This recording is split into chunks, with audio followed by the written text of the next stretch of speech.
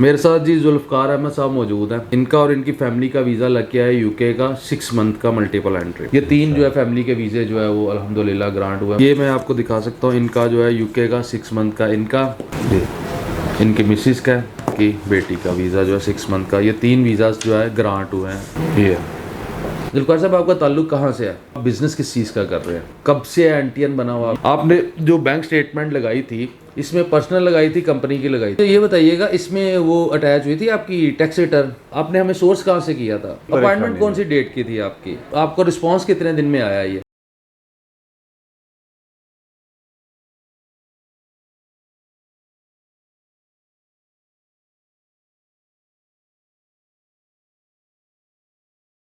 बिस्मिल्लाहिर्रहमानिर्रहीम व तुज्ज़ु मन तशा व तुज़िल्लु मन तशा। अस्सलामु अलैकुम। उम्मीद करता हूँ सब देखने वाले खैर खैरियत से होंगे। मेरे साथ जी जुल्फ़कार अहमद साहब मौजूद हैं।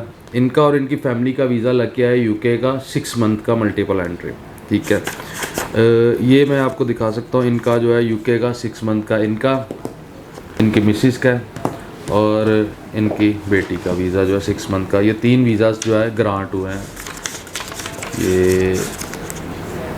ये 16 जून की इनकी इशू डेट। इनके वीज़ा जो हैं वो 4 लोगों के हमने प्रोसेस किए थे, हस्बैंड वाइफ, इनकी एक बेटी और इनका एक बेटा। एक बेटा इनका जो है वो यूएई में है। उनका हम 4 लोगों का वीज़ा अप्लाई किया था, जिसमें से एक पे इन्होंने, एक वीज़े पे कुछ पॉइंट्स को इन्होंने ऑब्जेक्ट कर दिया और उनके बेटे का वीज़ा इनको जो है उन्होंने रिफ्यूज़ल में डाल दी। अब हमने उस पर केस दोबारा से प्री एक्शन प्रोटोकॉल और जुडिशल रिव्यू में लेके गए हुए, इंशाल्लाह ताला वो वीज़ा भी ग्रांट हो जाएगा। ये 3 जो है फैमिली के वीज़े जो है वो अल्हम्दुलिल्लाह ग्रांट हुआ है। मैं अक्सर का एक बात कहता हूँ, करने वाली अल्लाह पाक की ज़ात है। हम लोग कोशिश करते हैं, हमारी टीम प्रोफेशनल टीम है जो चीज़ों को बड़े अच्छे से लेके चलती है और जिसकी वजह से जो हमें कामयाबी मिलती है। चलें जुल्फ़कार साहब से बात करते हैं, इनके प्रोफाइल के बारे में जानते हैं, थोड़ा सा आपको भी आइडिया हो जाएगा। अस्सलाम वालेकुम सर। वालेकुम अस्सलाम जनाब। सर कैसे हैं आप? अल्हम्दुलिल्लाह बिल्कुल ठीक है। सबसे पहले तो मुबारक हो आपको, बड़ी मेहरबानी। आपके 3 वीज़े लगे हैं। ठीक है, हाँ, एक वीज़ा आपका जो इसमें से रिफ्यूज़ हुआ है वो भी इंशाल्लाह ताला हम लोग उस पर पूरी मेहनत करेंगे, कोशिश करेंगे और वो भी ग्रांट होगा आपका। अच्छा जुल्फ़कार साहब, आपका ताल्लुक कहाँ से है? मेरा लाहौर से ही है। लाहौर के रहने वाले हैं आप। मुझे ये बताइएगा, हमारे देखने वालों को, आप बिज़नेस किस चीज़ का कर रहे हैं? मेरी एडवर्टाइजिंग एजेंसी है। कब से एंटीएन बना हुआ ये आपका? तकरीबन को 20 साल से। 20 साल पुराना एंटीएन हो गया। ठीक हो गया। आपने जो बैंक स्टेटमेंट लगाई थी इसमें पर्सनल लगाई थी, कंपनी की लगाई थी? मैंने पर्सनल लगाई थी। इनकी कंपनी की स्टेटमेंट ने नहीं लगाई थी, ये पर्सनल स्टेटमेंट ही यूज़ कर रहे थे। इनकी पर्सनल ही एज ए बिजनेस भी थी और एज ए पर्सनल भी थी। उसी में से हमने फाइनेंशियल्स को कैलकुलेट करके तो वीज़ा जो इनका अप्लाई किया था। बहुत से लोग ये कहते हैं जी यूके के लिए 2 स्टेटमेंट्स होनी ज़रूरी हैं, लाइक कि बिजनेस भी हो और पर्सनल भी हो फिर यूके वीज़ा देता है। ऐसा जैसा नहीं है। आपकी अकेली पर्सनल बैंक स्टेटमेंट थी, उसी के अंदर इनकी बिजनेस ट्रांजैक्शन भी थी। वहाँ से होता क्या है कि यूके में आपने कैलकुलेशंस करनी होती हैं प्रॉपर, कि आपकी अगर अकेली पर्सनल बैंक स्टेटमेंट भी है तो उसके अंदर से आपकी जो बिजनेस ट्रांजैक्शन है वो कौन सी है उसको आपने आइडेंटिफाई करना होता है, और जो आपकी पर्सनल ट्रांजैक्शन है उसको आइडेंटिफाई करना होता है। उनको आइडेंटिफाई करके उसको कैलकुलेट करके आपने वीज़ा ऑफिसर को बताना होता है कि ये मेरी एक ही स्टेटमेंट मैं दोनों पर्पजेज़ के लिए यूज़ कर रहा हूँ। इसमें मेरी बिजनेस ट्रांजैक्शन भी है, इसमें मेरी पर्सनल भी है और सेविंग्स भी हैं। तो वो फिर आप उसको प्रॉपर कैलकुलेट करके, ये एक कोई प्रोफेशनल ही कर सकता है, हर बंदे का काम नहीं है ये कि एक स्टेटमेंट के अंदर से इन ट्रांजैक्शन को कैलकुलेट करना। तो फिर वो बताया जाता है कि इसमें मेरी बिजनेस की ये ट्रांजैक्शन और पर्सनल की ये है, तो उसके अकॉर्डिंगली जो है वीज़ा ग्रांट होता है। अच्छा सर, मुझे ये बताइएगा, इसमें वो अटैच हुई थी आपकी टैक्स रिटर्न? नहीं, इनकी टैक्स रिटर्न भी अटैच नहीं हुई थी। ये 6 मंथ का वीज़ा जो है इनका जो है ग्रांट हो के आया हुआ है। अच्छा जुल्फ़कार साहब, आपने हमें सोर्स कहाँ से किया था?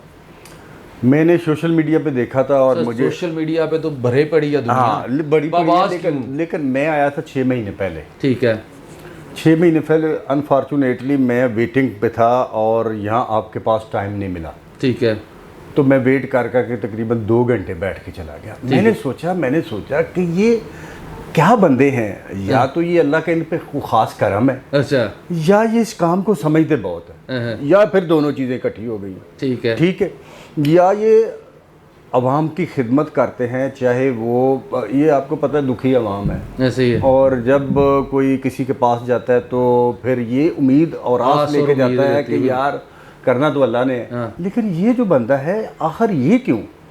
तो फिर मैंने उस दिन सोचा कि यार ये बंदा क्यों। फिर मैं 2-4 ऑफिस में गया और भी कंसल्टेंट्स के पास, लेकिन कुदरत को चूँकि मंजूर ये था, और जब मैंने इर्द गिर्द के लोगों से सुना आपके बारे में कि ज़ीशान साहब माशाल्लाह बहुत ही अल्लाह लोग बंदे हैं और सीधे साधे बंदे हैं। तो फिर मैंने कहा यार इनके पास ही करवाना चाहिए। तो आप देख लें कि जिस तरह आम मैंने से डॉक्यूमेंट्स थे, उस वजह से मैं आया, और मैंने आपको जब मैं आया हूँ तो तब भी मैंने वेट किया। ठीक है। तो मैंने कहा यार ये लगता है ज़ीशान साहब से आज भी मेरी मुलाकात नहीं होगी। और फिर मैं वेट करने के बाद मैं जाने लगा तो लड़की कहने लगी कि अंकल आप चले जाएं, वो बुला रहे हैं आपको, क्योंकि आप दूसरी दफ़ा आए हैं। तो फिर मैं 6 महीने के बाद और मेरी बारी आ गई, और मैं जब आपसे मिला तो अल्लाह सच्चा जानता है कि आप इंतहाई अच्छे, मुखलिस, और आपकी पूरी टीम बड़ी प्रोफेशनल और बड़ी डिसिप्लिन्ड है, और कोई फालतू बात नहीं है। बस ये है कि हमने काम करना है और टू दी पॉइंट बात करनी है, और बात करने के बाद कि सर ये चीज़ हमें चाहिए, और उसका नतीजा ये देख लें कि अल्हम्दुलिल्लाह मैं ख़ुद डरा हुआ था कि मैंने कहा था कि यार ये मैं इतने जो डॉक्यूमेंट्स हालांकि मेरे पूरे नहीं हैं, लेकिन उसके बावजूद मैं आपके ज़रिए अप्लाई कर रहा हूँ, तो कहीं ऐसा ना हो कि मेरी बेटी का वीज़ा रह जाए। लेकिन वो अल्लाह ताला का करम हुआ ऐसे ही कि वो लग गया। और ये मैं फिर आपको क्रेडिट देता हूँ कि आवाम को जितने भी हमारे हैं सुनने वाले और देखने वाले, वो मैं बाबाज को इसलिए रिकमेंड करता हूँ कि ये टीम बड़ी प्रोफेशनल, और सबसे बड़ी बात ये है कि आप बड़े अच्छे हो माशाल्लाह। आप कहते हो कि चलो यार कोई अच्छा यार कर लेते हैं, अच्छा यार कर लेते, अच्छा यार इतने ओए अच्छा कर लो, दे दो यार, कोई बात नहीं। तो ये बड़ी बात है। नहीं सर, आप लोग बहुत अच्छे हैं, हम तो हैं जैसे भी हैं, मगर आप लोग बहुत अच्छे हैं। मेरे पास जितने भी लोग आते हैं बहुत अच्छे हैं, मेरे लिए बड़े काबिल एहतराम है, क्योंकि ये लोग हम पे एतमाद करते हैं, और अल्लाह पाक जो है करने वाली ज़ात अल्लाह पाक की ज़ात है, वही हमें जो है आपके सामने जो है थोड़ा सुरखरू करती है। ठीक है। तो वहाँ पे कोई परेशानी का सामना हुआ हो कि यार डॉक्यूमेंट में डेफिशिएंसी है, ये है या मसला मसाइल? नेवर एवर कोई परेशानी। अपॉइंटमेंट कौन सी डेट की थी आपकी? अब मेरी थी 5 तारीख की। 5 जून। 5 जून। और आपको रिस्पांस कितने दिन में आया ये क्योंकि आगे ईद हॉलीडेज थी जी, तो तकरीबन वो जैसे ही ट्यूसडे से ओपन हुआ, ट्यूसडे वेडनेसडे से, तो उसके बाद मेरा हाल 2 वीक में आ गया पासपोर्ट। 2 वीक्स, टोटल 2 वीक्स के अंदर आ गया। टोटल 2 वीक्स के अंदर वीज़ा आपको आ गया, ठीक हो गया। देखने वालों को क्या रिकमेंड करेंगे? बाबास के पास आना चाहिए, नहीं आना चाहिए? मैं देखने वालों को यही कहूँगा कि आप ज़रूर डेफिनेट आएँ, और ये बड़े ही डिसिप्लिन और बड़े ही अल्लाह वाले बंदे हैं। अल्लाह वाले मैंने इसलिए कहा है कि कुछ लोग फीसिस को कम नहीं करते, कुछ लोग कहते हैं जी पैसे ही इतने ही हैं, तो उनके पास मैंने देखा है कि वो खुद फिर अकेले बैठे रहते हैं। आप थोड़ा सा कर लेते हैं सर। उसमें होता है कि देखिए मैं आपके ना एक पहले भी आपने एक बात कही है कि मैं पहले आया था 2 घंटे बैठ के चला गया था, दूसरी दफ़ा मुझे 2 घंटे बैठना पड़ा था। जुल्फ़ार भाई, हमने ना एक यहाँ पे पैटर्न ये रखा हुआ है कि फर्स्ट कम फर्स्ट सर्व। बिल्कुल, जो पहले आएगा उसकी बात सुनी जाएगी। अब बात यह है कि मेरे पास बहुत से क्लाइंट आज भी आए हुए हैं, मुख्तलिफ शहरों से लोग आए हुए हैं। प्रॉब्लम ये होती है, एक बंदा अपना सारा काम छोड़ के आता है, पूरा दिन जो है वो छोड़ के आता है हमारे पास, ठीक है, और अपने काम छोड़ के स्पेशली हमसे मिलने के लिए आता है।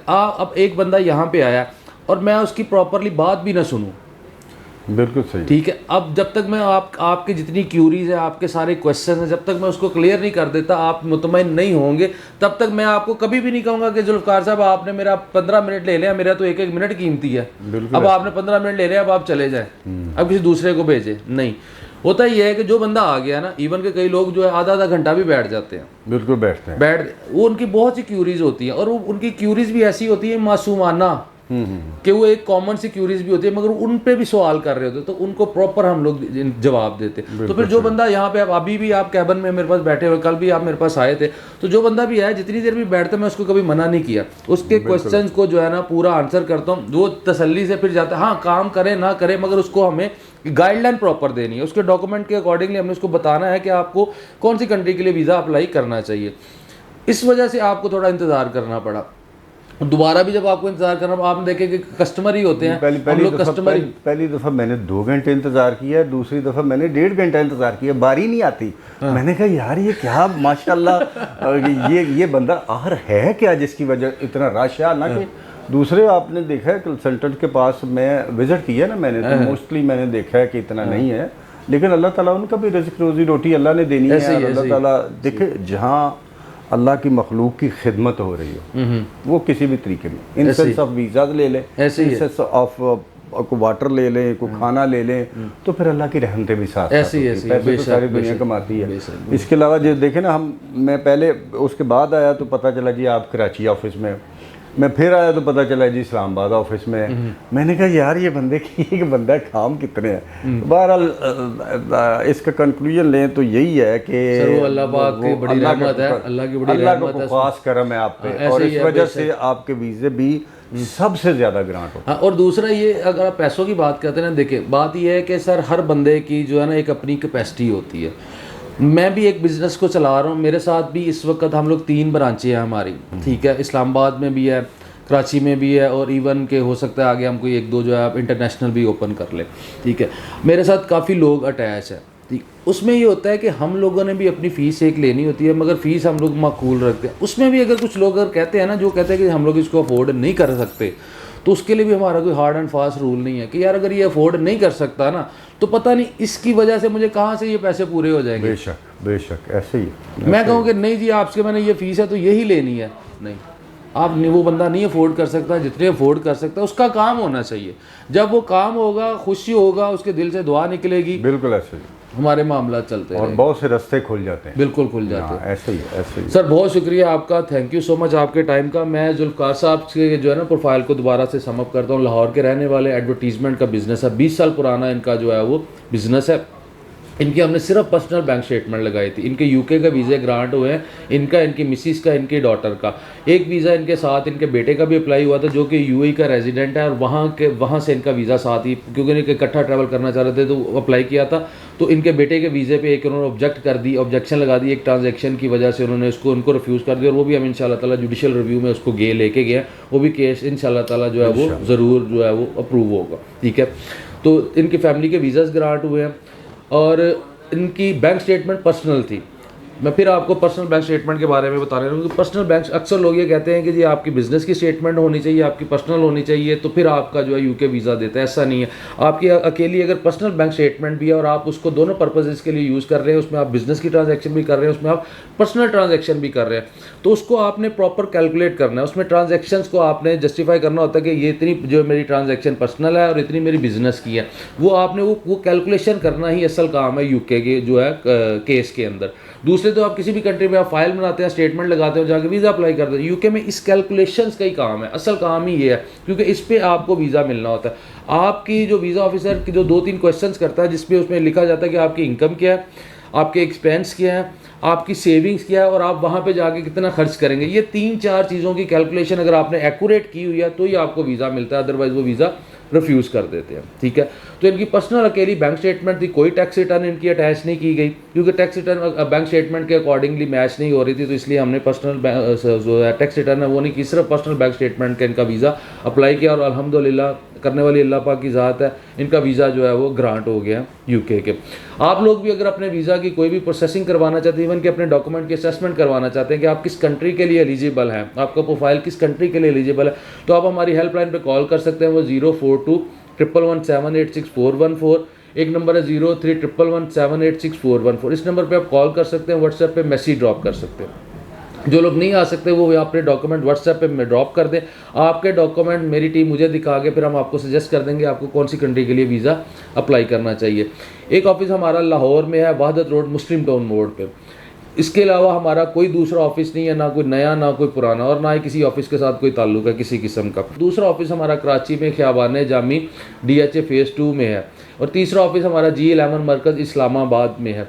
तीनों ब्रांचेज में डिफरेंट डेज़ में डिफरेंट टाइमिंग्स में मैं अवेलेबल होता हूँ। 12 से 6 बजे तक मैं खुद अवेलेबल हूँ। जो लोग आना चाहते हैं वो आते हुए अपने डॉक्यूमेंट साथ रखा करें, क्योंकि आपके डॉक्यूमेंट्स को देख के मेरे लिए आसानी होगी कि आपको कौन सी कंट्री के लिए वीज़ा अप्लाई करना चाहिए। अपना बहुत ज़्यादा ख्याल रखिएगा। Thank you so much. अल्लाह हाफिज़।